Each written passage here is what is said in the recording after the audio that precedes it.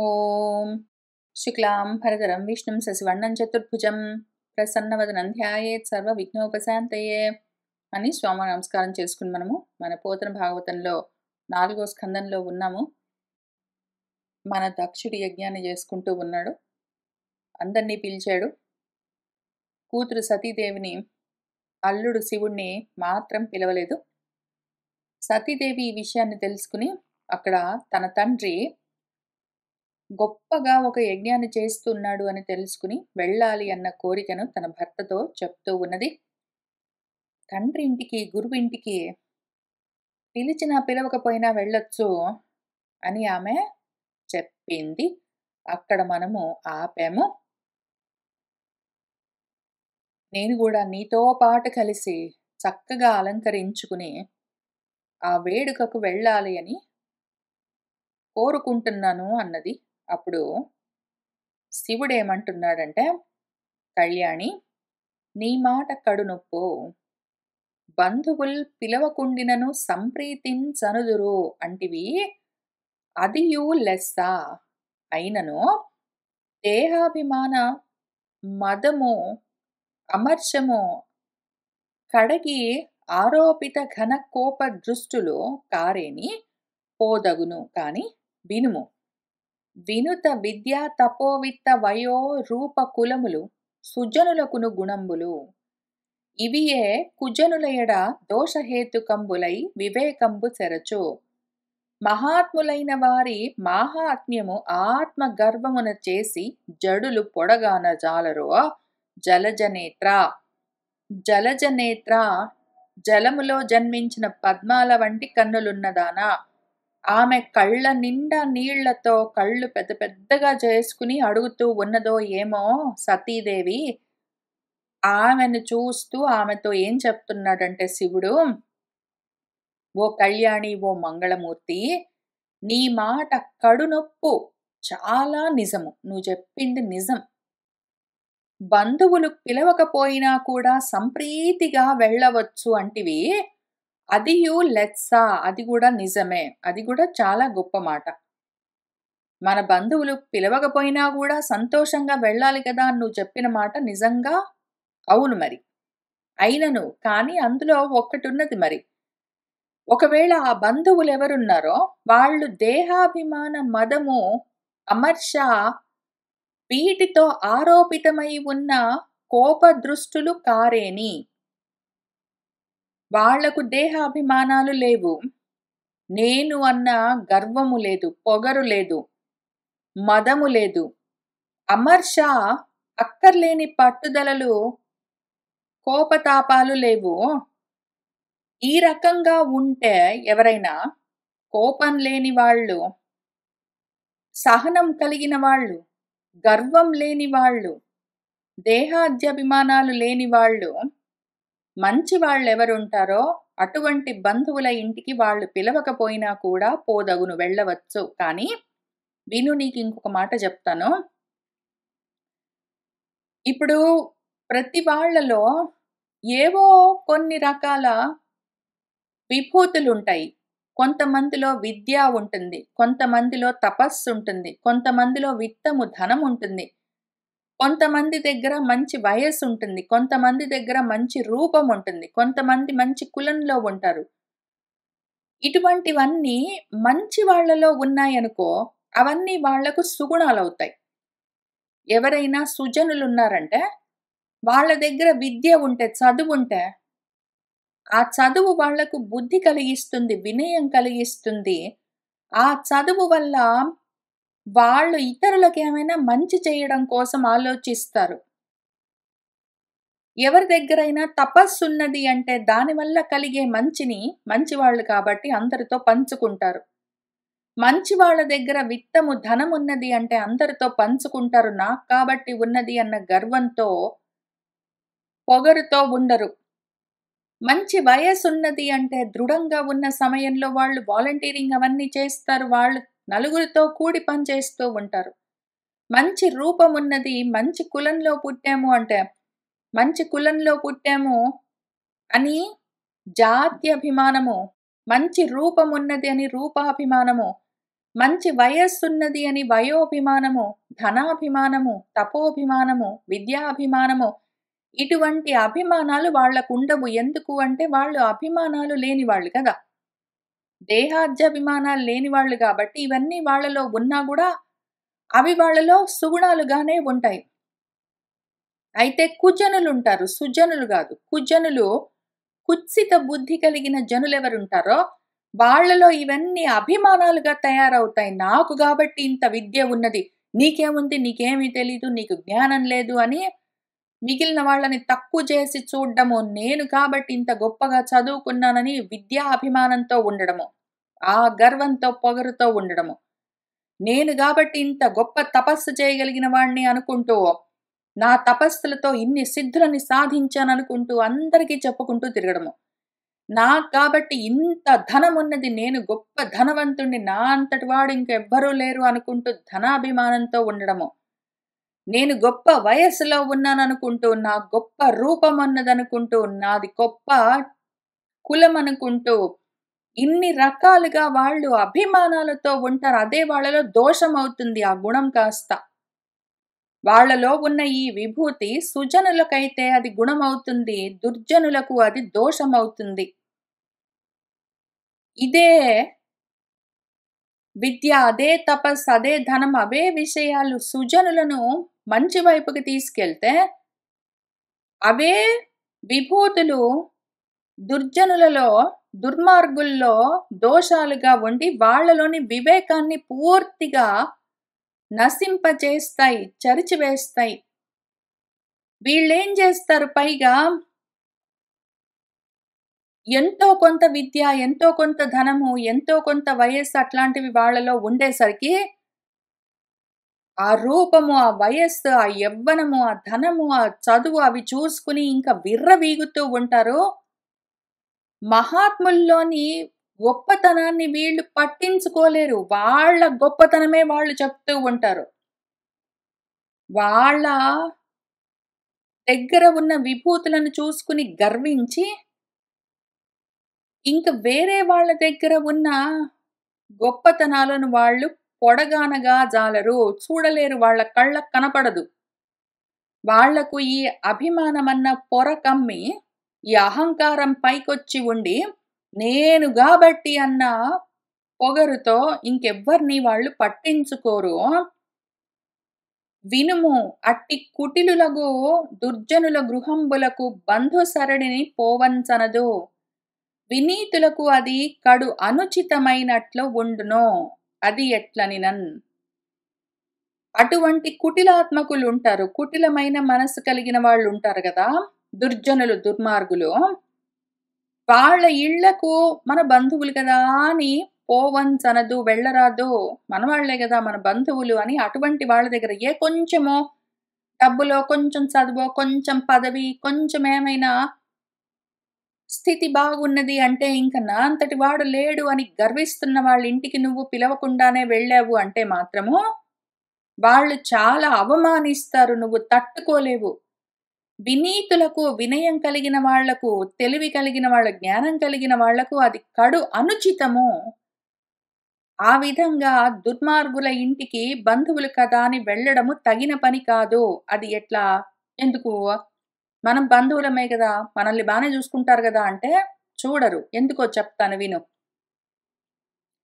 కుటిల బుద్ధులైన కుజనుల ఇండ్లకు ఆర్యులు ఏగా, వారు అనాదరమున బొమలు ముడిపడంగా భూరి రోషాక్షులై చూతురు. అదియుగాక సుదతి వినుము. కుటిలాత్మకులై కుటిల బుద్ధితోటి ఉన్న కుజనులుంటారు. వాళ్ళ ఇళ్లకు ఆర్యులు అంటే రుచ్చతి గచ్చతి అని జ్ఞానులు, కొంచెం తెలివి కలిగిన వాళ్ళు ఏగన్ వెళ్తే వాళ్ళేం చేస్తారు? అనాదరిస్తారు. నాకన్నా నీకు తక్కువ డబ్బుంది, తక్కువ చదువుంది, తక్కువ హోదా ఉంది, తక్కువ అధికారం ఉంది అని అన్ని తక్కువగా చూస్తూ అనాదరిస్తారు. కనుబొమ్మలు ముడిపడంగా వాళ్ళు మనం ఇంటికెళ్తే ఇట్లా నొసలు ముడివేస్తారు. ఏమిప్పుడొచ్చావు? ఏంటి? అని పలకరిస్తారు. అసలైతే పలకరించరు. భూరి రోషాక్షులై ఏంటి? అని కోపంతో, రోషంతో చూస్తారు.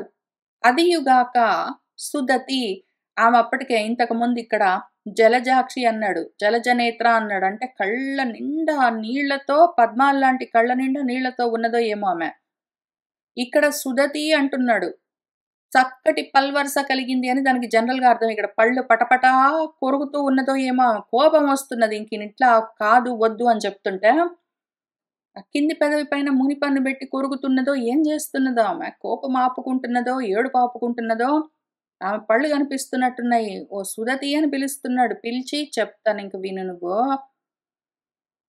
సమద రిపుప్రయుక్త పటు సాయక జర్జరిత అంగుడయ్యు దుఃఖమును తొరంగి నిద్రగను గాని కృశింపడు మానవుడు. ఓ ఉమా వినుము, ఇష్ట బాంధవ దురుక్తులు మర్మములంట నాటన్ చిత్తమున అహర్నిశంబు పరితాపమునంది కృశించునెప్పుడున్. ఓ ఉమా, ఉమా అన్నదానికి ఇంకొక అందమైన అర్థం ఉంది. పైన జలజనైత్ర సుదతి అన్నప్పుడు ఎట్లా చూసుకున్నామో, ఇక్కడ ఉమా అన్నదానికి ఇంకొక అర్థం చూద్దాం. ఊ అంటే ఓ అమ్మాయి, మా అంటే వద్దు అని నా చిన్నప్పుడు ప్రాబబ్లీ 7th, 8th క్లాస్‌లో ఉన్నప్పుడు మా తెలుగు టీచర్ ఊ అంటే ఓ అమ్మాయి, మా అంటే వద్దు అని ఆయన అన్నది అప్పటినుంచి ఇప్పటిదాకా నా మనసులో ఉంది. ఇక్కడ గూడా శివుడు ఓ అమ్మాయి వెళ్ళొద్దు అని చెప్తూ ఉమా అన్నారో ఏమో మరి. ఆయనేం జెప్తున్నారంటే, సమద మహా మదంతో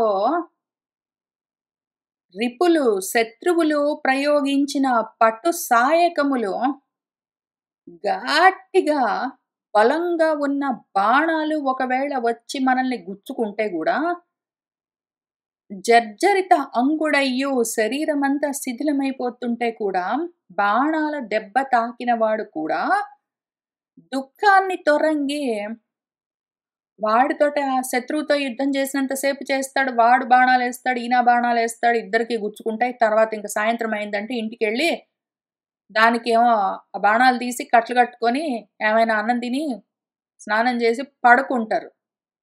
చక్కగా నిద్రగనును గాని కృశింపడు. ఎందుకు అంటే వాడు శత్రువని ఈయనకు కూడా తెలుసు. ఈయన శత్రువని వాడికి తెలుసు. ఇద్దరు కలిసి కొట్లాడుకున్నారు. మంచి శుభం ఇంటికెళ్లారు. అన్నం తిన్నారు, స్నానం చేశారు, కట్లు కట్టుకున్నారు, పడుకున్నారు.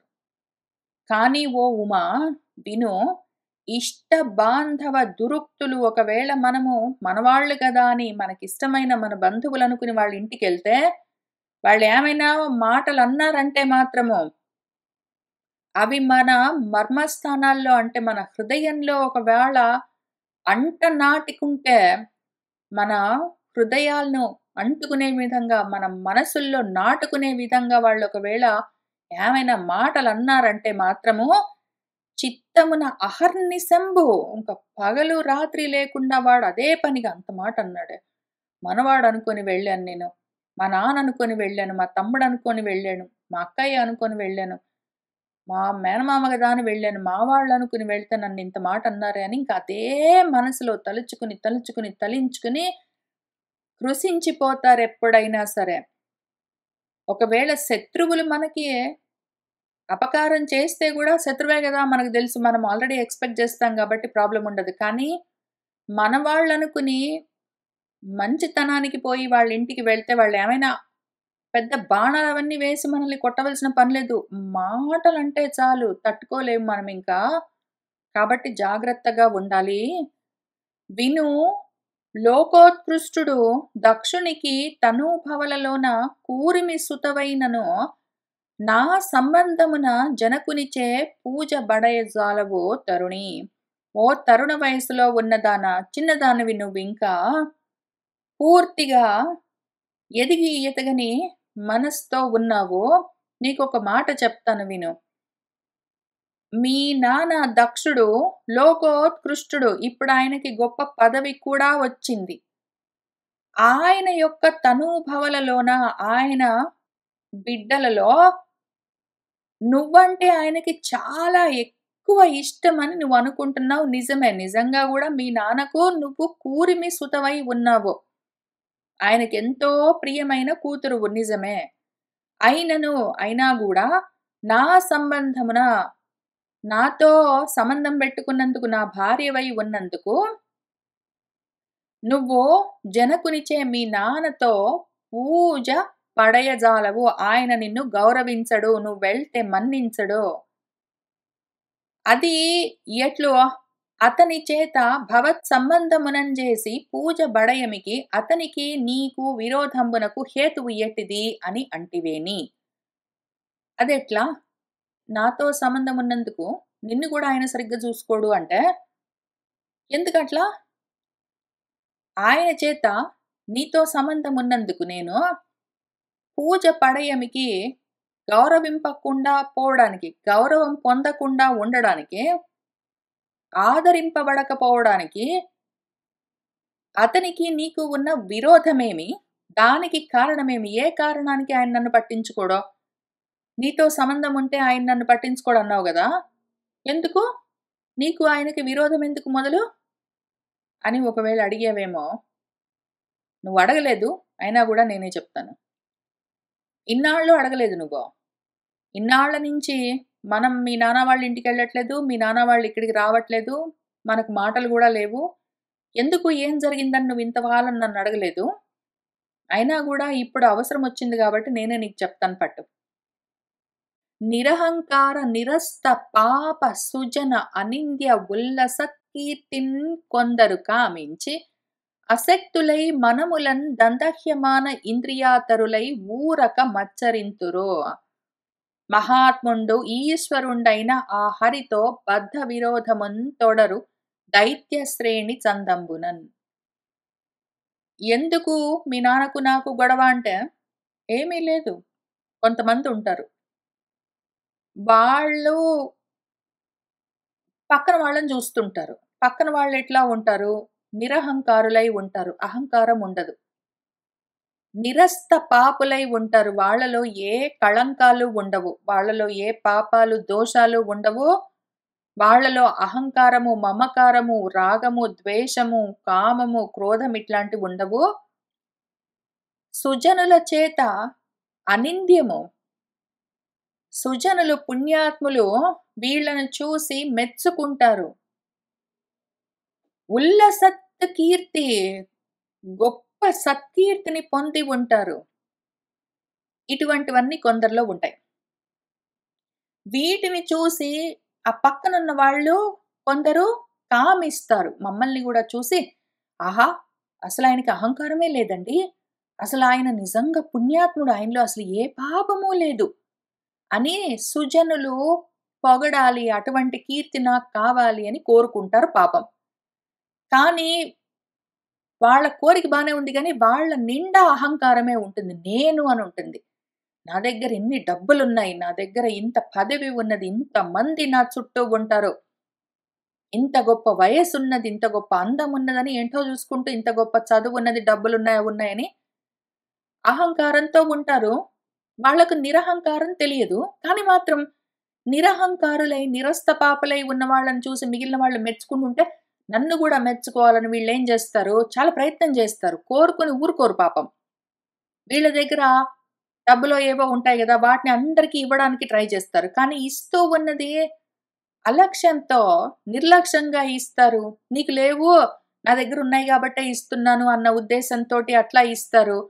దాంతో ఏమవుతుందంటే వీళ్ళ దగ్గర డబ్బులుంటే వాటిని పుచ్చుకున్న వాళ్ళు, వీళ్ళు అన్నం బెడితే ఆ అన్నదానాన్ని తీసుకున్న వాళ్ళు, లేకపోతే వీళ్ళేమైనా సహాయం చేస్తే ఆ సహాయాన్ని పుచ్చుకున్న వాళ్ళు పుచ్చుకుంటారు. అప్పటికి చాలా హెల్ప్ చేశారండి, థాంక్ యూ అంటారు గానీ, ఏంటో అవతల వాళ్ళెవరో ఉంటారు. వాళ్ళకెక్కువ డబ్బులు ఉండవు. వాళ్ళకి ఏమీ ఉండదు గానీ, వాళ్ళనేంటో పొగుడుతుంటారు. నేనింత చేస్తాను, ఇంత మంచివాడిని. నన్నెందుకో పొగడరని పాపం వీళ్ళు చాలా దుఃఖిస్తుంటారు. ఎంత ప్రయత్నం చేసినా అటువంటి స్థితి అందరూ నన్ను పొగడ్డం అన్నది లేదేంటో అని, దాన్ని తెచ్చుకోవడానికి కుదరక అశక్తులై మనసుల్లో వాళ్ళు ఎంత దహించుకుని పోతుంటారో. వాళ్ళ దగ్గర బాగా చదువుందనుకోండి. నేను చెప్తారారా నీకు అంటారు. పిలిచి ఇంక వాడిని నీకింత మాత్రం రాదా? నేనైతే నా క్లాస్‌లో ఎప్పుడు ఫస్ట్ వచ్చేదాన్ని తెలుసా? అని చెప్పుకుంటూ చులకన మాటలన్నీ మాట్లాడుకుంటూ ఏదో చెప్తారనుకోండి. అవతల వాళ్ళకి అవకాశం ఉంటే, అవసరం ఉంటే, పనికొస్తే వింటారు లేతే పోతారు. కానీ మాత్రము ఏంటో ఏమి డబ్బులు తీసుకోడు. ఆయన అడిగితే చెప్తాడు లేకపోతే లేదు. అటువంటి వాడి దగ్గరికి వీళ్ళందరూ పొలోమని ఎళ్ళిపోతారు. వాడిని పొగుడుతుంటారు. నేను చెప్తా అంటే కూడా నా దగ్గరికి రారు అని ఆ విద్యా అభిమానం ఉన్నవాడు, ఇట్లాంటి వాళ్ళందరూ అదే పనిగా పొద్దస్తమానము దందహ్యమాన ఇంద్రియాలై ఉంటారు. వాళ్ళ మనసేంద్రియాలన్నీ దహించుకుని పోతుంటాయి. ఇంక వాళ్ళు ఆ ఆతురతతో ఉంటారు. ఆర్తితో ఉంటారు. వాళ్ళు ఎంత చేసినా గూడా అందరూ మెచ్చుకోవట్లేదు. ఏంటో మరి అని దాంతో ఊరక మత్సరింతురో, ఇంకా ఎవరికి ఇటువంటి పొగడ్తలన్నీ కలుగుతున్నాయో వాళ్ళ దగ్గర డబ్బులు లేవు. అంత చదువు లేదు. నేను పీహెచ్‌డీలు 4, 5 పీహెచ్‌డీలు చేశాను. వాడికేముంది? వాడికేమి లేదు. వాడికసలు గ్రామర్ గూడా రాదు. ఊరికనే ఇంట్లో కూర్చొని వాడేంటో చెప్తా అంటే వాళ్ళందరూ ఎళ్ళిపోతారు. అని ఇంకా ఆ ఎవరిని పొగుడుతున్నారో వాళ్ళ పైన మాత్సర్య భావంతో అక్కర్లేకుండా ద్వేషాలన్నీ పెంచుకుంటారు. ఎట్లా మహాత్ముడు, ఈశ్వరుడు మన హరి ఉన్నాడు పాపము. ఆయన పాటికి ఆయన ఉంటే అక్కర్లేకుండా వీళ్ళు దైత్యులందరూ ఆ శ్రేణి సమూహమంతా వరసగట్టిపోయి ఆయనతో బద్ధ విరోధం పెట్టుకుంటారు. ఆయన ఏమైనా ఎవరినైనా అంటాడా? ఆయన ఏంటో ఆయన సంగతి ఆయన చూసుకుంటుంటే పోయి అనవసరంగా ఆయనతోటి విరోధమంతా పెట్టుకుని, బద్ధము. ఆయనతో వీళ్ళు ఇంక ఎంత అంటే అదొక రకమైన లవ్ హేట్ రిలేషన్‌షిప్ ఉంటుంది హరితోటి. అట్లా వీళ్ళకు కూడా ప్రజలందరూ ఎవరిని చూసి పొగుడుతున్నారో వాళ్ళతో వాళ్ళలో ఏముందో వీళ్ళకర్థం గాదు. వాళ్ళలో డబ్బు లేదు, చూస్తే అందము లేదు, అంత గొప్ప వయసు లేదు, ఆకారం లేదు, పుష్టి లేదు. వాళ్లకు నాకున్నంత చదువు లేదు, ఏమీ లేదు. అయినా ఏమి ఇట్లా ఉంటుంది అని అర్థం గాక, ఈ దైత్యులందరూ బోయి విష్ణువుతో పగ పెంచుకున్నట్టు వీళ్ళందరూ బోయి ఆ సత్పురుషులతోటి పగలన్నీ పెంచుకుంటారు. అట్లానే ఇంకసలేమీ తేడా లేదు. మీ నాన్న నాతో పగ పెంచుకున్నాడు. ఏమి కారణమంటే ఏం జెప్తాము? నేను గాదు కారణము. మీ నాన్నలోని అహంకారము, ఆ దేహాద్యభిమానాలే కారణము. ఆయనకా ఉన్నత పదవి వచ్చేసరికి అంతకన్నా ముందు ఆల్రెడీ అహంకారం ఉన్నది. పైగా ఇప్పుడు ఉన్నతి కలిగేసరికి ఇంకా అహంకారం బాగా పైకొచ్చింది. దర్పం పెరిగింది. అయినా కూడా ఇంత చేస్తే గూడా అందరూ ఆయన్ని పొగడరు, నన్ను మెచ్చుకుంటారంటే ఎందుకో అర్థం గాక, అక్కర్లేకుండా నాతోటి ఆయన విరోధం పెట్టుకున్నాడు. మీ నాన్నతో నాకు శత్రుత్వం లేదు. మీ నాన్న నాతో శత్రుత్వం, విరోధం పెట్టుకున్నాడు అని ఇంత దయతో ఆయన వివరించి చెప్పారు. చెప్పి అదియునుగాక నీవు అతనికిన్ ప్రత్యుత్థాన అభివందనములు కావింపకుండుటం చేసి అతడు తిరస్కృతుండయ్యే అంటివేని లోకంబున జనులు అన్యోన్యంబు ప్రత్యుత్థాన అభివందనంబులు కావింతురు. అది ఏ ప్రాజ్ఞులైన వారు సర్వభూతాంతర్యామి అయిన పరమపురుషుండు నిత్య పరిపూర్ణుండుగావున కాయిక వ్యాపారం భయుక్తంబని తదుద్దేశంబుగా మనంబునందే నమస్కారాధికంబులు గావింతురు. కాని దేహాభిమానంబులు గలుగు పురుషులందు గావింపరో. ఇంతా చెప్తే నువ్వు మొత్తం విని ఒకవేళ పాపం నువ్వు నన్ను అడగలేదు. నేనే ఈ ప్రశ్న వేసుకుని నేనే జవాబు చెప్తున్నాను. మీ నాన్నతో నాకేమీ శత్రుత్వం లేదు. మీ నాన్నే నాతో శత్రుత్వాన్ని పెట్టుకున్నాడు. ఎందుకు అంటే ఆయనలోని అహంకారము, ఆయనలోని దేహాద్యభిమానాల వల్ల ఆయనే నన్ను చూసి నా వంటి స్థితి ఆయనకు లేదు అని. ఎందుకు అంటే ఆయన కళ్ళకి నేను ధనహీనుణ్ణి, మానహీనుణ్ణి, విద్యాహీనుణ్ణి, హోదాహీనుణ్ణి అన్ని విషయాల్లో ఆయనకన్నా తక్కువగా ఉన్నానని అనుకుంటున్నాడు. నాకన్నా వయసులో పెద్దవాడు, నాకన్నా రూపంలో పెద్దవాడు, నాకన్నా చదువులో పెద్దవాడు, నాకన్నా హోదాలో, పదవిలో పెద్దవాడు, నాకన్నా ధనంలో పెద్దవాడు, అన్నీ నాకన్నా పెద్దవాడని ఆయనే అనుకుంటున్నాడు.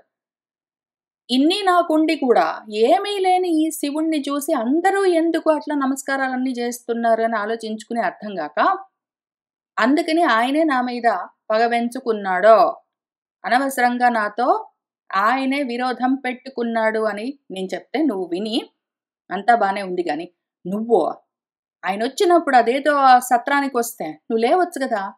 లేచి ఎదురు వెళ్లి ప్రత్యుత్థానము, అభివందనం నమస్కారం చేసి పలకరించొచ్చు గదా!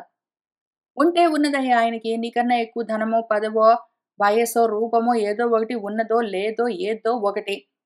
వచ్చాడు పెద్దవాడు, లేచెళ్ళి నమస్కారం చేస్తుంటే ఏమయ్యేది అని నువ్వు అంటావో ఏంటో. నువ్వు అట్లా చేయలేదు కాబట్టే.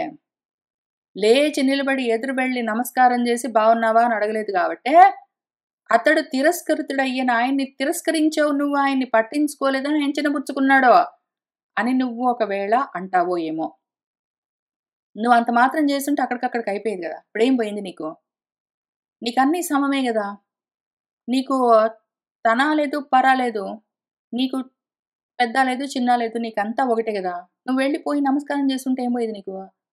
అనవసరంగా ఈ గొడవలన్నీ ఉండేవి గావు గదా! అప్పుడు చక్కగా ఆయన మన ఇంటికొచ్చేవాడు, మనం వాళ్ళ ఇంటికెళ్ళేవాళ్ళం. అంతా సంతోషంగా ఉండేది. విరోధాలన్నీ లేకుండా ఉండేవి గదా అని నువ్వనుకుంటావో ఏమో. ఇంతవరకు మీ నాన్న వైపు నుంచి చెప్పాను. ఇప్పుడు నా వైపు నుంచి చెప్తాను విను. నిజమే నువ్వు చెప్పింది. లోకంలో ఇదంతా లౌకికమైన విషయము. లోకంలో జనులేం చేస్తారంటే, అన్యోన్యంగా ఒకళ్ళతో ఒకళ్ళు ఎవరైనా కనిపిస్తే పలకరించుకుంటారు. ఎవరైనా వచ్చారంటే చిన్నవాళ్ళో, పెద్దవాళ్ళో డబ్బులున్నాయో లేవో ఏదో ఒకటి లేస్తారు, ఎదురు వెళ్తారు, పలకరిస్తారు, మాట్లాడతారు. ఇది జనరల్‌గా లోకంలో, ప్రపంచంలో జరిగే విషయం. అవును, నిజమే.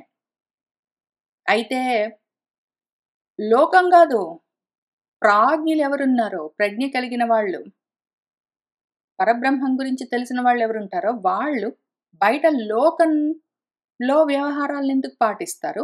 లోకస్తులు చేసినట్టు వీళ్ళెందుకు వ్యవహరిస్తారు? ప్రాజ్ఞులు వాళ్ళ లోపల చూసుకుంటారు. సర్వభూతాంతర్యామి అయిన పరమపురుషుడెక్కడుంటాడో, నిత్య పరిపూర్ణుడో లోపలుంటాడు. కాబట్టి వీళ్ళు బయట కాయికంగా, శారీరకంగా ఎవరో మనుషులకెందుకు నమస్కారాలు చేస్తారో, లోపల మానసికంగా కాయిక వ్యాపారాలన్నీ అయుక్తం, అక్కర్లేదు అనుకుని దైహికమైన కర్మలన్నీ పక్కన బెట్టి, మానసికంగా మనసులోనే వాళ్ళ హృద్దేశంలోనే తదుద్దేశంగా ఆ పరబ్రహ్మను ఉద్దేశించి మనస్సులోనే నమస్కారాదులన్నీ చేసుకుంటూ ఉంటారు. వీళ్ళు బయట మనుషులకెందుకు నమస్కారాలు చేస్తారు? లోపల ఆత్మను చూస్తూ ఉన్నవాళ్ళు. అయితే దేహాభిమానం కలిగిన పురుషులుంటారు. వాళ్ళేం చేస్తారు? వాళ్ళను మిగిలిన వాళ్ళు పలకరించలేదు, నమస్కరించలేదు అనుకుంటారు. ఈ దేహాభిమానాలతోటి సంబంధం లేదు. జనరల్‌గా బయట ప్రపంచంలో మనుషులు ఒకళ్ళొకళ్ళు నమస్కరించుకుంటూ ఉంటారు. అయితే ప్రజ్ఞానం కలిగిన వాళ్ళు మాత్రము ఆత్మ నమస్కారాలు చేసుకుంటూ ఉంటారు. ఆత్మ ప్రదక్షిణ నమస్కారాలు చేసుకుంటూ ఉంటారు. దేహాభిమానాలతో ఉన్న పురుషులను పట్టించుకోరు. వాళ్ళ సొంత దేహాలే వాళ్ళు పట్టించుకోరంటే, పక్క దేహాలను ఎక్కడ పట్టించుకుంటారు? వాటికి నమస్కారాలు ఎక్కడ చేస్తారు? కాబట్టి నేను ఈ స్థితిలో ఉన్నాను. ప్రాజ్ఞ స్థితిలో ఉన్నాను. దేహాధ్యభిమానాలతో లేను. అటువంటి దేహాధ్యభిమానాలతో ఉన్న వాళ్ళతో సంబంధం గూడా లేదు నాకు. కాబట్టి నేనేం చేస్తున్నానంటే, వాసుదేవ శబ్దవాచ్యుడు, శుద్ధ సత్వమయుడు, అంతఃకరణంబునందు ఆవరణ విరహితుడు అయి ప్రకాశించు వాసుదేవునకు నా హృదయంబున ఎల్లప్పుడూ నమస్కరించుచుండును. ఇంతకు ముందు ఏమొచ్చాయి? మనం పోయిన వారం చదువుకున్న దాంట్లో అహంకారం వచ్చింది, మనసొచ్చింది చూసుకోండి అని చెప్పాను. ఇప్పుడు అంతఃకరణ చతుష్టయంలో వాసుదేవం గూడా వచ్చిందంటే, చిత్తం గూడా వచ్చింది. చిత్తం, అహంకారం, మనసు మూడొచ్చాయి. బుద్ధి, బ్రహ్మగారు ఎట్లైనా ఉన్నారు. కాబట్టి నేనేం చేస్తున్నానంటే, వాసుదేవమన్న శబ్దంతో తెలియబడే ఏ శుద్ధ సత్వం ఉన్నదో, శుద్ధ సత్వం ఉన్నదో, మళ్ళీ మనము 3వ స్కందంలో చివరన కపిల దేవహూతి సంవాదంలో, ఆ కపిల భగవద్గీతలో చదువుకున్న అధ్యాయాల్లో ఈ శుద్ధ సత్వము, సత్వము, శాంతము, స్వచ్ఛము అన్నది చిత్తానికి చిహ్నము. దాన్ని వాసుదేవమని పిలుస్తారు. అది మహత్తత్వము అని ఆ శ్లోకాన్ని గూడా చాలా సుదీర్ఘంగా అధ్యయనం చేశాము. ఆ శుద్ధ సత్వం అంతఃకరణం, దానికి ఆ చిత్తానికి ఆవరణలు లేవు. ఏ అడ్డు లేదు. అది ప్రకాశం అయి ఉన్నది. ప్రకాశిస్తూ ఉంటుంది. ఆ వాసుదేవుడికి నా హృదయంలోనే ఎల్లప్పుడూ నమస్కరిస్తూ ఉన్న నేను, బాహ్యమైన దేహాలను చూసి నమస్కారాదులు చెయ్యను. ఇట్లు అనపరాధినైన నన్ను పూర్వంబున బ్రహ్మలు చేయు సత్రంబునందు దురుక్తులం చేసి పరాభవించి మద్వేషి అయిన దక్షుడు భవజ్జనకుండైనన్ అతడును తత్ అనువర్తులైన వారలను చూడతగరో. నేను నిరపరాధిని. అపరాధం చేసిందెవరో? తెలిసి తెలియక దేహాజ్యాభిమానాలతో ఉన్న దక్షుడు. ఇంతకు ముందు ఒకానొకప్పుడు పూర్వకాలంలో బ్రహ్మలందరూ కలిసి సత్రయాగం చేసుకుంటూ ఉంటే అందులో దురుక్తులతో పరాభవించింది ఎవరు? నా పట్ల అపరాధం చేసింది ఎవరు? నా పైన ద్వేషాన్ని పెంచుకున్నదెవరు? దక్షుడు. అటువంటి దక్షుడు నీకు జనకుడు అయితే అయ్యాడు. ఆయన గాని ఆయనను అనుసరించి వర్తిస్తున్న వాళ్ళు ఎవరైనా సరే వాళ్ళని చూడడం తగిన పని కాదు. వాళ్ళు చూడతగరు. వాళ్ళ దగ్గరికి వెళ్ళవలసిన పని లేదు. వాళ్ళని చూడవలసిన పని లేదు. ఎందుకో వాళ్ళు దుర్మార్గులై ఉన్నారు, కుజనులై ఉన్నారు. కాబట్టి అటువంటి వాళ్లను చూడవలసిన పని లేదు. కావున మత్ వచన అతిక్రమంబునం చేసి అరిగితివేని అచట నీకు పరాభవంబు సంప్రాప్తంబగును. నా మాట వినకుండా నా మాట దాటిన ఒకవేళ వెళ్ళావే అనుకో, వెళ్తే అక్కడ నీకు అవమానమే కలుగుతుంది. లోకంబున బంధుజనంబుల వలన పూజబడయక తిరస్కారంబు వందుట చచ్చుటయ్యగాదే. ఈ లోకంలో మన బంధువులు మనల్ని గౌరవించకపోతే, పైగా మనల్ని తిరస్కరిస్తే, పట్టించుకోకపోతే అటువంటి అవమానం ముందు చావడమే నయం కదా అని పలికి మరియు అభవుడు ఆయన ఆలోచించుకున్నాడు. ఆయన ఆలోచించుకుని ఇప్పుడు ఒకవేళ నేను పోమన్నాను అనుకో, అయితే అక్కడికి వెళ్తుంది, వాళ్ళు అవమానిస్తారు, ఆమె ఎట్లయినా బ్రతకదు. వద్దు వెళ్ళొద్దు అన్నాను అనుకో, ఇక్కడే ఉండి ఇంకా బాధపడి బాధపడి బాధపడి ఇక్కడ కూడా నశిస్తుంది అని ఆయన ఆలోచించుకుంటున్నాడు. పొమ్మని అనుజ్ఞ ఇచ్చినన్ అచ్చట అవమానంబునం చేసి అశుభంబగును అనియో, ఇచ్చట పొమ్మనక నివారించిన మనోవేదన యగును అనియో మనంబునం తలపోయుచును ఊరక ఉండే. సరే మరి వెళ్ళిరా అని ఒప్పుకుంటే అక్కడికి వెళ్తుంది, వాళ్ళు అవమానిస్తారు, అది అశుభమే జరుగుతుంది అక్కడ. పోనీ ఇక్కడే ఉండు, పోవద్దు అని ఆపితే ఆమె మనోవేదనతో ఏడిచి ఏడిచి ఏడిచి చాలా బాధపడుతుంది, ఇక్కడ కూడా అశుభమే కలుగుతుంది అని ఆమె వెళ్ళినా ఉన్నా ఇంకా అశుభం మాత్రం తప్పదు అని ఆయన ఆలోచించుకున్నాడు, ఇంక ఊరుకున్నాడు. అప్పుడేం జరిగిందంటే, సతీ సుహృద్ దర్శన ఇచ్ఛా ప్రతికూల దుఃఖ స్వాంతయగుచు అంగములు వడకన్ అందంద తొరగెడు అశ్రుపూరంబులు గండభాగంబుల కడలు కొనగా ఉన్నత స్థనమండల ఉపరిహారముల్ వేడి నిట్టూర్పుల వెచ్చగంధ అతిశోక రోషాకుల అత్యంత దోదూయమానమై హృదయంబు మలగుచుండ మరియు కుపిత ఆత్మయై స్వసమాన రహితున్ ఆత్మదేహంబు సగమిచ్చినట్టి భవుని విడిచి మూఢాత్మ ఎగుచు ఆ వెలది చనియే జనకు చూచెడు వేడుక సందడింప. మన సతి సుహృత్తులను దర్శించాలన్న ఇచ్చ, కోరిక, తన వాళ్ళని చూడాలన్న కోరికతో ఉన్నది. దానికి ప్రతికూలంగా మాట్లాడుతూ ఉన్నాడు భర్త. సరే వెళ్ళు, సంతోషంగా వెళ్ళు, నేను కూడా వస్తా పట్టు అనొచ్చు కదా, అనట్లేదు. దాంతో ఆ దుఃఖంతో ఆమె స్వాంతము అంతరంగం మొత్తం నిండిపోయింది. ఇంకా లోపల దుఃఖంతో బయట శరీర అవయవాలు ఆమె అంగాలన్నీ వణికిపోతున్నాయి కోపంతో, దుఃఖంతో. అందంద తొరగేడు అశ్రుపూరములు ఆమె కళ్ళలో ఉండి ఉండి కారుతున్నాయి కన్నీళ్లు. వాటితో ఆమె గండభాగములు, ఆమె చెక్కిళ్ల పైన కన్నీళ్లు కారుతూ ఉంటే, ఆ విధంగా కన్నీళ్లు ఆమె తుడుచుకుంటూ ఉంటే బుగ్గల నిండా అవే వ్యాపిస్తున్నాయి. అవి అంతవరకే కాదు, కళ్ళల్లో నుంచి ఆ పెద్ద పెద్ద కలువపూల వంటి కళ్ళల్లో నుంచి పెద్ద పెద్ద నీటి కణాలు కారుతున్నాయి, అశ్రు కణాలు, అవి బుగ్గల నిండా ప్రవహిస్తున్నాయి ఏదో ధారాపాతంగా. అక్కడి నుంచి ఆ కారి కారి ఉన్నతమైన ఆమె స్తనమండలాలపైన పడుతూ ఉన్నాయి. ఆ హారాలపైన వేడి నిట్టూర్పులతో ఆమె వేసుకున్న మెడలోని హారాలన్నీ వెచ్చగా తయారవుతూ ఉన్నాయి. ఇంకా అతిగా శోకము, రోషము అన్నీ ఒకటేసారి వస్తున్నాయి ఆమెకి. వాటితో దోదూయమానమైన హృదయం ఆమె హృదయం అటు వెళ్తుంది, ఇటు వెళ్తుంది ఆమె. బయటికి వెళ్తుంది గబగబా. తన తండ్రి గారింటికి వెళ్ళాలని, మళ్ళీ భర్త రావట్లేదు ఆమె గబగబా లోపలికొస్తున్నది. మళ్ళీ బయటికి వెళ్తున్నది. మళ్ళీ లోపలికొస్తున్నది. ఆమె మనసు గూడా బయటికి, లోపలికి, బయటికి, లోపలికి, అటు, ఇటు, అటు, ఇటు, ఒకవైపు తండ్రి దగ్గరికి, ఒకవైపు భర్త దగ్గరికి పరుగులు పెడుతున్నది ఆమె మనస్సు. ఆ విధంగా ఆమె హృదయమంతా మలగుచుండానికి ఎంత బాధపడుతున్నదో ఆమె మనసంతా. దాంతో కుపితాత్మయే ఇంక కోపం ఎక్కువైతుంది ఆమెకి. ఎంత కోపమొస్తుందంటే, సరే అనొచ్చు గదా! సరే అనొచ్చు గదా! ఆయన సరే అనట్లేదు, రమ్మనట్లేదు, కనీసం పో నీ ఇష్టం అని గూడా అనట్లేదు. ఆయన రావట్లేదు, నన్ను పొమ్మనట్లేదు, సరే అని ఒప్పుకోవట్లేదు. కోపం ఎక్కువైతున్నదామెకు. స్వసమాన రహితుడాయన.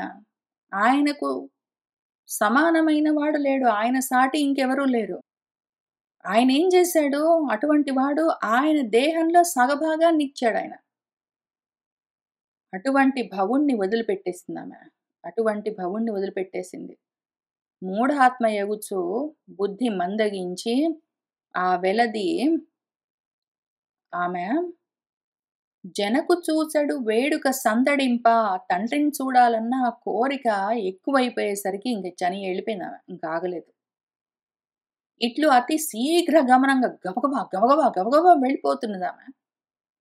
వెళ్ళిపోతూ ఉంటే మానిని చనుచుండ మణిమన్మదాది సహస్ర సంఖ్యాత రుద్రానుచరులు యక్షులు నిర్భయులై వృషభేంద్రుని మున్నిడుకొనుచు అమ్ముదిత తాల్చు కందుక అంబుజ శారిక తాళవృంత దర్పణ ధవళాతపత్ర ప్రసూన మాలిక సవర్ణ మణివిభూషణ ఘనసార కస్తూరిక చందనాది వస్తువులు కొంచును ఏగిరి శర్వాణి గదిసి శంఖ దుందుభి వేణు నిస్వనములొప్ప మానితంబైన వృషభేంద్రయానం చేసి యజ్ఞభూమార్గులై అర్ధిని అరగి మన మానిని అంత అభిమానంతో ఉన్నదామె. ఆమె గబగబా వెళ్ళిపోతూ ఉంటే మణిమంతుడు మొదలైన వాళ్ళందరూ ఇంక వేల కొద్దీ రుద్రుడి అనుచరులు యక్షులు వాళ్ళందరూ నిర్భయులై భయం లేదు వాళ్ళకి శివుడంటే అని ఇక్కడ రాస్తున్నారు. మన మూలంలో భయం ఉందో లేదో అర్థం కాకుండా రాశారు ఇక్కడ. ఇక్కడ త్రినేత్రుడి అనుచరులందరూ సహస్రశః వేల కొద్దీ సపార్షద యక్షాహ రుద్రానుచరులు యక్షులు వాళ్ళందరూ మణిమంతుడు మొదలైన వాళ్ళందరూ వృషేంద్రాహ పురః వృషేంద్రుణ్ణి అంటే మన వృషభుణ్ణి ముందుంచుకుని తరసా గబగబా వేగంగా గతవ్యధాహ ఏమీ వ్యధ లేకుండా అని ఉన్నది. కొన్ని పాఠాల్లో ఈ రెండు పదాల్ని కలిపి ఆగత వ్యధాహ వాళ్లకు దుఃఖం వస్తున్నది ఒకవైపు, ఆమె వెళ్ళిపోతున్నదని బాధ, ఒకవైపు శివుడి కోపం వస్తుందేమో అన్న వ్యధ అన్నిటితో ఉన్నారు అని ఆ రకంగా రకరకాలుగా దానికి వ్యాఖ్యానం చెప్పారు. వృషేంద్రాహ తరసా గత వ్యధాహ తరసా ఆగత వ్యధాహ తరసా అగత వ్యధాహ అని అన్ని విధాలుగా దానికి అందమైన అర్థాలన్నీ వాళ్ళ మనసులు రకరకాలుగా ఉన్నాయి. వెళ్తే శివుడికి కోపం వస్తుందో ఏమో, శివుడు కాస్త రుద్రుడు అవుతాడేమో తెలీదు. వెళ్ళకపోతే కూడా మళ్ళీ ఆమెను వదిలిపెట్టేసామని కోపం వస్తుందేమో తెలీదు. వెళ్ళకపోతే ఆమె అసలే ఏడుస్తుంది, ఆమెను వదిలిపెట్టి ఎట్లా ఉంటాము అని బాధ. ఆయన రాకపోతే పోయాడు, మనమైనా వెళ్ళిపోదాము అని భయం లేకుండా వెళ్ళారు అన్న స్థితి కొంత. ఇన్ని విధాలుగా అక్కడ ఎన్నైనా అర్థాలు చెప్పుకోవచ్చు. ఆ విధంగా మన రుద్రానుచరులు యక్షులు వాళ్ళు వీళ్ళు మొత్తం అందరూ వృషభేంద్రుణ్ణి ముందు పెట్టుకున్నారు. వీళ్ళందరూ ముదిత అమ్మాయి మన సతీదేవి దాల్చు ఆమె వేసుకునే ఆభరణాలు, ఆమె వస్తువులేవున్నాయో అవన్నీ పట్టుకుని బయలుదేరారు. ఆమె ఆడుకునే కందుకలు, బంతులు, ఆమె బంతులాటలు ఆడుకోవడం కోసం బంతులు అవి, అంబుజాలు పద్మాలు, శారికలు చిలుకలు, తాళ వృంతాలు, తాళపత్రాలతో, తాటాకులతో తయారు చేసిన విసన కర్రలు, దర్పణాలు అద్దాలు, ధవళ ఆతపత్రాలు, తెల్లటి గొడుగులు, ప్రసూన మాలికలు పూలమాలలు, సవర్ణ మణి విభూషణాలు, బంగారుమయమైన మణులు పొదిగిన ఆభరణాలు, ఘనసారము, కర్పూరము, కస్తూరి, చందనము మొదలైన రకరకాల వస్తువులు ఆమెకి ఏమి కావాలో ఆమె వాడే వస్తువులన్నింటినీ కొంచెం పుచ్చుకుని ఏగారు, బయలుదేరారు. వాళ్ళు గబగబా వెళ్ళారు. శర్వాణిని గదిసి ఆ శర్వుడి భార్యను, శర్వుడి యొక్క శక్తిని కలిశారు. ఆమె ముందు వేగంగా వెళ్ళిపోతున్నది గబగబా అంగలేసుకుంటూ. వీళ్ళందరూ ఈ సామాన్లన్నీ సర్దుకుని వీళ్ళు కూడా వెనక గబగబా వెళ్ళి ఆమెను చేరుకున్నారు.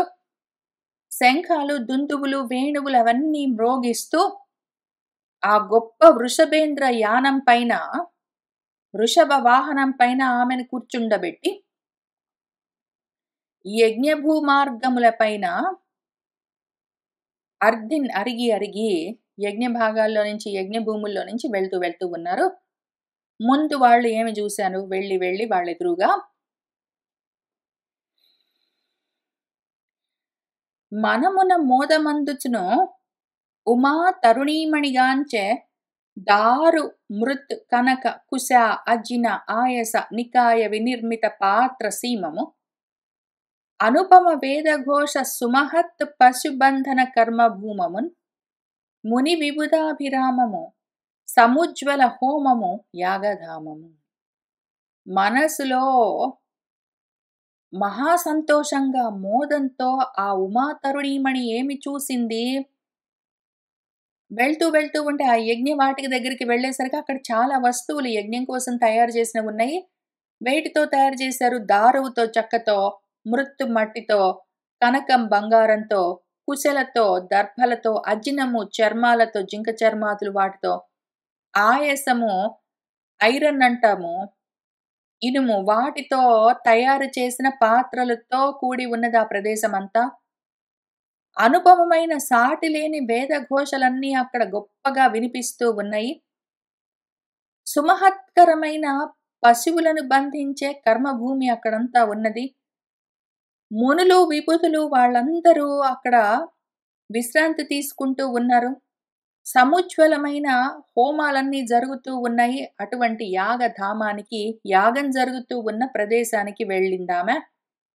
ఇట్లు కనుగొని యజ్ఞశాలను ప్రవేశించిన ఆమె ఆ విధంగా యజ్ఞశాలలోకి ప్రవేశించింది.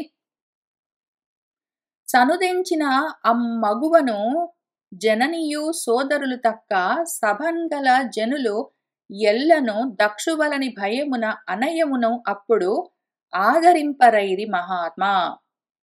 ఓ మహాత్మా విదురా అని మన మైత్రేయ మహర్షి ఏం చెప్తున్నాడంటే, చనుదెంచింది వచ్చిన ఆ మగువను చూసి సతీదేవి యొక్క జనని అమ్మ ప్రసూతి, ఆమె సోదరులు, ఆమె సోదరీమణులు, ఆమె అన్న తమ్ముళ్ళు, అక్క చెల్లెళ్ళు వాళ్ళు తప్ప ఆ సభలో ఉన్న మిగిలిన జనము ఎవ్వరు ఒక్కళ్ళు కూడా దక్షుడికి భయపడి అనయము ఏమాత్రము అప్పుడు ఆమెను ఆదరింపరైరి, ఆమెను పలకరించను కూడా లేదు. దక్షుడు ఏమంటాడో అని దక్షుడి భయానికి వీళ్ళు సతిని అసలు పలకరించను కూడా లేరు. నిరిన్ తల్లియు పినతల్లులు పరిరంభణమాచరింప పరితోష అశ్రుల్ తొరగగా దగ్గుత్తికతో సరసిజముఖి సేమమరయ సతి తాన్ అంతన్. నెరి వాళ్ళు చక్కగా తల్లి, వాళ్ళమ్మ ప్రసూతి, పినతల్లులు దేవహూతి, ఆకూతి వాళ్ళు పరిరంభణము ఆచరింప ఆమెను కౌగిలించుకుని పరితోష అశ్రులు తొరగగా కన్నీళ్లు గారుతూ ఉంటే సంతోషంతో, దగ్గుత్తికతో గొంతు బొంగురుబోతూ ఉంటే ఎన్నాళ్లకు చూసామమ్మా నిన్ను అని సరసిజముఖి పద్మంలాగా ఉన్న ముఖంతో ఉన్నది సతీదేవిని సేమమరయ, సేమము వికృతి, క్షేమం ప్రకృతి. క్షేమమని ప్రకృతిలో అంటాము, సేమమని వికృతిలో. ఆమె క్షేమ సమాచారాలు బాగున్నావా అని అట్లా పలకరిస్తూ ఉంటే, అరయ్య అంటే తెలుసుకుంటూ ఉంటే అడిగి, మన సతి ఇంకా ఆమె అప్పుడు అంత ఏం చేసిందంటే, జనకుండు అవమానించుటయును సోదరులు అర్ధి తనకు ఉచిత క్రియ చేసిన పూజలను అందక శోభనమరసిన మారుమాట పలుకక యుండెన్. పాపం వాళ్ళందరూ ఆమెని కౌగిలించుకుంటున్నారు, పలకరిస్తున్నారు, కన్నీళ్లు పెట్టుకుంటున్నారు, బావున్నావా అని కుశల ప్రశ్నలు వేస్తున్నారు, కానీ వాళ్ళ నాన్న పలకరించట్లేదు. ఈ అవమానంతో పాపం ఆమె అక్క చెల్లెళ్ళు, అన్న తమ్ముళ్ళు, వాళ్ళ అమ్మ వాళ్ళు కూర్చో కూర్చో, మంచినీళ్ళు తాగుతావా, ఏమైనా తింటావా అని అట్లా పలకరిస్తూ వాళ్ళు ఏమైనా ఉపచారాలు చేస్తుంటే కూడా వాళ్ళ పూజలు అందలేదు. వాళ్ళు ఏమైనా ఇస్తూ ఉంటే కూడా ఆమెకు పుచ్చుకోబుద్దవ్వలేదు. ఇంకా శోభన మరసిన మాటలు, అంతా బాగుందా, అందరూ బాగున్నారా అని పలకరిస్తూ ఉంటే ఆమె మారు మాట పలకక యుండెను. ఆమెకు జవాబు కూడా చెప్పబుద్దవ్వలేదు. ఇట్లు తండ్రిచే ఆదరింపబడనిదై విభుండైన ఈశ్వరునందు ఆహ్వాన క్రియాశూన్యత్వ రూపంబైన తిరస్కారంబును అరుద్రభాగంబైన యజ్ఞంబును కనుంగొని నిజ రోషానలంబున లోకంబులు భస్మంబు చేయన్బూడిన తెరంగున ఉద్రేకించి.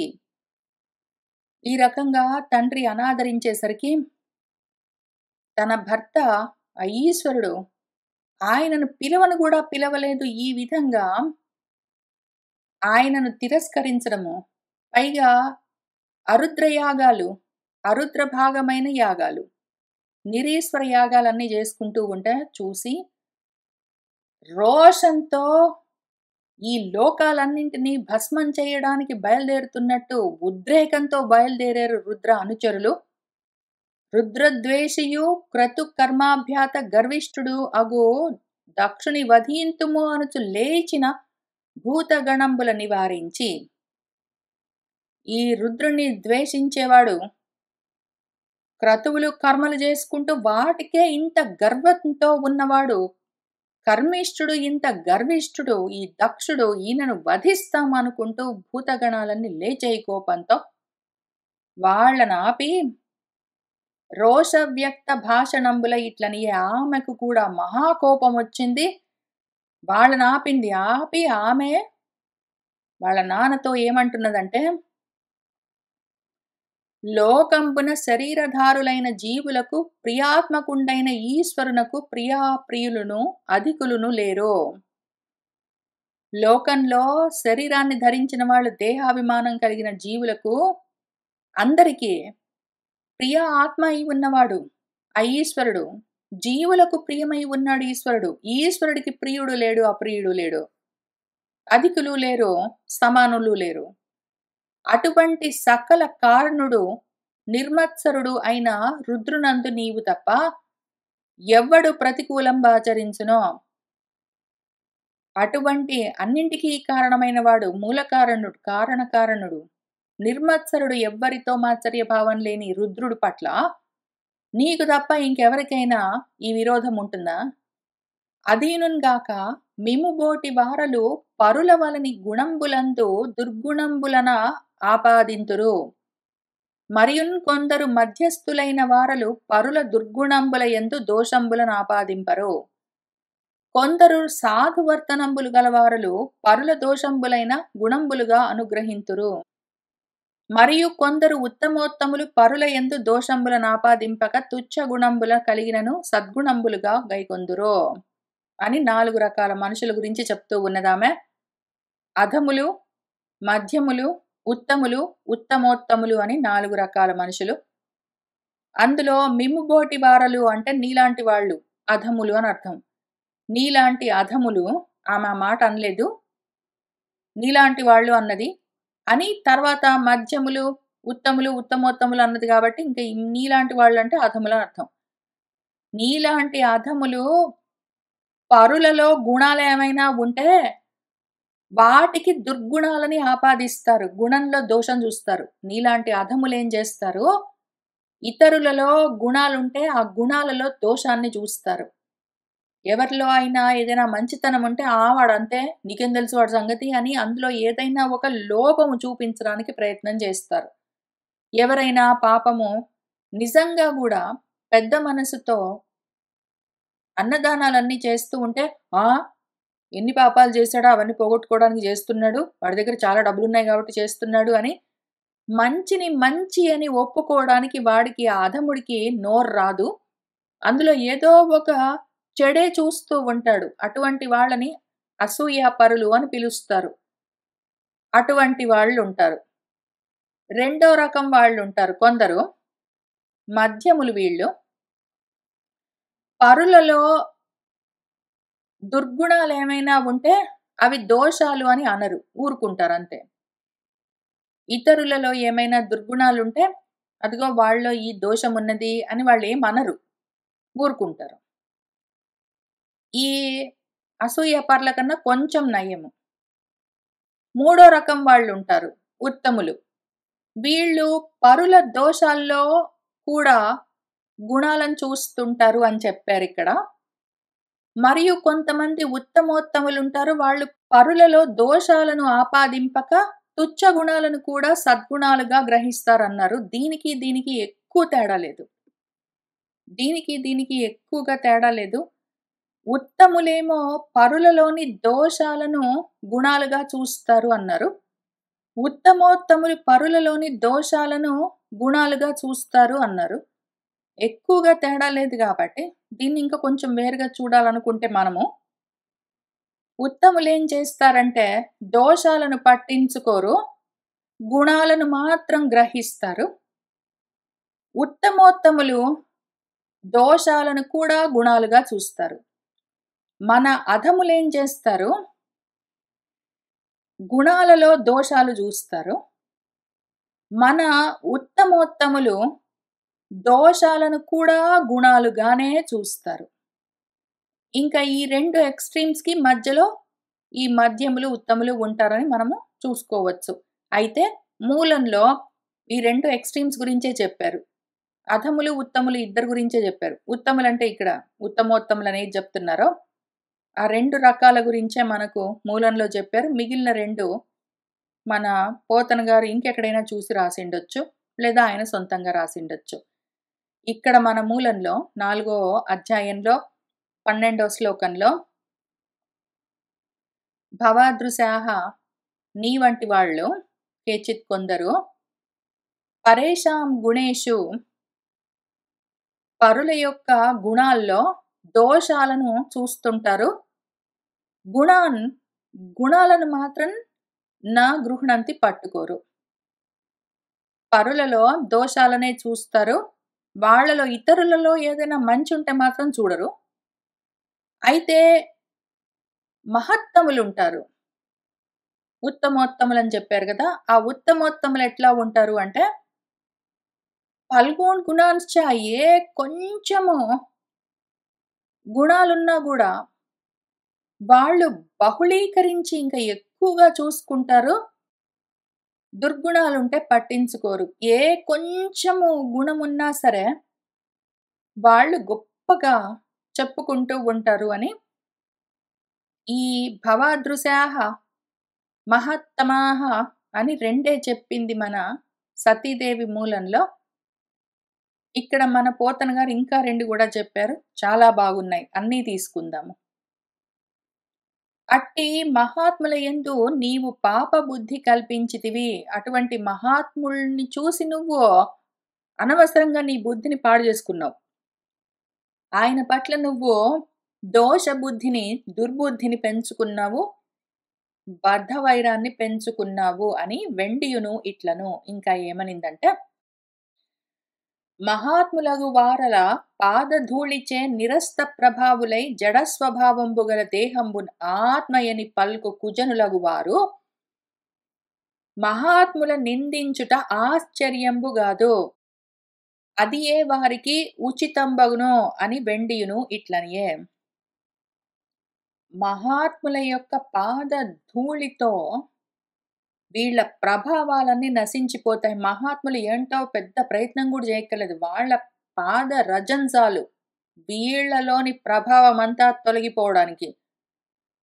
వాళ్ళు అక్కడక్కడ ఉన్నారంటే చాలు వీళ్ళకి కళ తప్పిపోతుంది. ఇంక వీళ్ళకి చాలా దుఃఖం కలిగి దాంతో మహా కోపం వస్తుంది. జడులు వీళ్ళు. వీళ్ళ స్వభావం అట్లా ఉంటుంది. ఆ దేహాన్ని చూసుకుని అదే నేను అని దేహాత్మ భావంతో ఉంటారు వాళ్ళు. అట్లానే మాట్లాడుతూ ఉంటారు ఆ కుజనులు, కుత్సితమైన జనులు. వాళ్ళు మహాత్ములని నిందించడం పెద్ద ఆశ్చర్యం గాదు. వాళ్ళకిది తగిన విషయమే. వాళ్ళంతే. వాళ్ళకట్లానే ఉంటుంది అని మనకు మూలంలో ఉన్నది. దాన్నిక్కడ కొంచెం మార్చి రాశారు. మహాత్ముల నిందించుట కార్యంబు గాదు. అదియే వారికి అనుచితంబు అని ఇక్కడ ఆమె ఉపదేశం చేస్తున్నట్టున్నది. కానీ మూలంలో ఆమె చులకన చేస్తూ నీలాంటి కుజనులు మహాత్ములను చూసి నిందించడము ఆశ్చర్యమేం లేదు. మీ బుద్ధి అట్లా ఉంటుంది. మీ స్వభావం అట్లా ఉంటుంది. మీకు అదే ఇంక తగింది అని అన్నది ఆమె ఇక్కడ. నా ఆశ్చర్యమేతత్ ఆశ్చర్యమేమీ లేదు. మీరిట్టనే ఉంటారు. ఇదే మీకు తదేవ శోభనం. మీ అందం ఇంతే ఇంకా. మీకున్న అందం ఇదే అని అన్నదామె. ఇంకా అక్కడికే ఊరుకోలేదు. ఇంకా కొన్ని విషయాలు చెప్తూ ఉన్నది. మనం వచ్చే వారం కలిసి కూర్చొని ఇంకా చదువుకుంటూ ముందుకు వెళ్దాం. ఇవాళకి ఇక్కడికి ఆపుతున్నాను. సర్వం శ్రీకృష్ణ పరబ్రహ్మ పాదారవిందార్పణమస్తు.